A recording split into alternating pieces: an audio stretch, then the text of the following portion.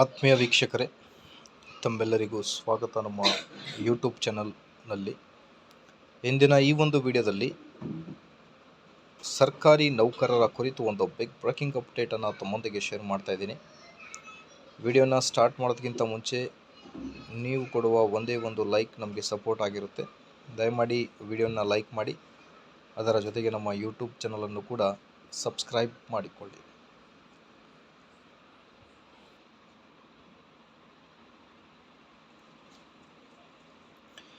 NPS to OPS ಸರ್ಕಾರಿ ನೌಕರರಿಗೆ ಶಿವರಾತ್ರಿಯಲ್ಲಿ ಸಿಹಿ ಸುದ್ದಿ ಅನ್ನೋದ್ರ ಬಗ್ಗೆ ಒಂದು ಬ್ರೇಕಿಂಗ್ ಅಪ್ಡೇಟ್ ಬರ್ತಾ ಇದೆ ಮಾಹಿತಿ.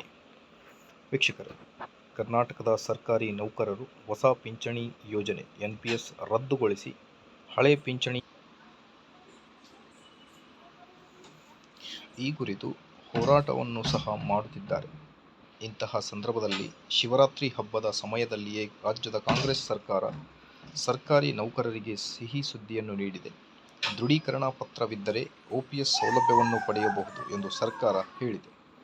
ಇದರಿಂದ ಸುಮಾರು 13,500 ನೌಕರರಿಗೆ ಅನುಕೂಲವಾಗಲಿದೆ ಅನ್ನೋದ್ರ ಬಗ್ಗೆ OPSನಿಂದ NPSಗೆ ಬಂದಿರುವ 13,500 ಸರ್ಕಾರಿ ನೌಕರರು ಈಗ ದೃಢೀಕರಣ ಪತ್ರದ ಮೂಲಕ OPSಗೆ ಮರಳಬಹುದಾಗಿದೆ. ಆದರೆ ಕರ್ನಾಟಕದ ಸರ್ಕಾರಿ ನೌಕರರು ಎಲ್ಲ ನೌಕರರನ್ನು OPS ವ್ಯಾಪ್ತಿಗೆ ತರಬೇಕು ಎಂದು ಸರ್ಕಾರದ ಮುಂದೆ ಬೇಡಿಕೆ ಇಟ್ಟಿದ್ದಾರೆ.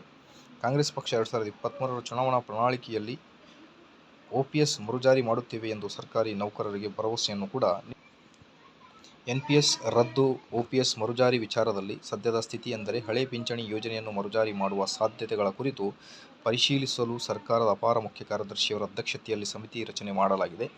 ಕರ್ನಾಟಕ ಸರ್ಕಾರ ದಿನಾಂಕ 16/8/2024ರಲ್ಲಿ ಈ ಸಮಿತಿಯನ್ನು ಪುನರ್ರಚಿಸಿದೆ. OPS ಮರುಜಾರಿ ಮಾಡಿರುವ ರಾಜ್ಯಗಳಲ್ಲಿ ಇದನ್ನು ಹೇಗೆ ಜಾರಿಗೊಳಿಸಲಾಗಿದೆ ಎಂದು ಅಧ್ಯಯನ ನಡೆಸಿ ಸಮಿತಿ ವರದಿ ನೀಡಲಿದೆ. ಈಗಾಗಲೇ ಸಮಿತಿ 2 ಸಭೆಗಳನ್ನು ನಡೆಸಿದ್ದು ಸರ್ಕಾರಕ್ಕೆ ವರದಿ ಸಲ್ಲಿಕೆ ಬಾಕಿ ಇದೆ. ಮಾರ್ಚ್ 7ರಂದು ಸಿದ್ದರಾಮಯ್ಯ 2025-26ನೇ ಸಾಲಿನ ಬಜೆಟ್ ಮಂಡಿಸಲಿದ್ದು, ಅದಕ್ಕೂ ಮೊದಲು ವರದಿ ಸಲ್ಲಿಕೆಯ ನಿರೀಕ್ಷೆ ಇದೆ ಅನ್ನೋದ್ರ ಬಗ್ಗೆ ಬ್ರೇಕಿಂಗ್ ಅಪ್ಡೇಟ್. ಮಾಹಿತಿ ಇಷ್ಟ ಆದಲ್ಲಿ ಲೈಕ್, ಶೇರ್ ಅಂಡ್ ಸಬ್ಸ್ಕ್ರೈಬ್.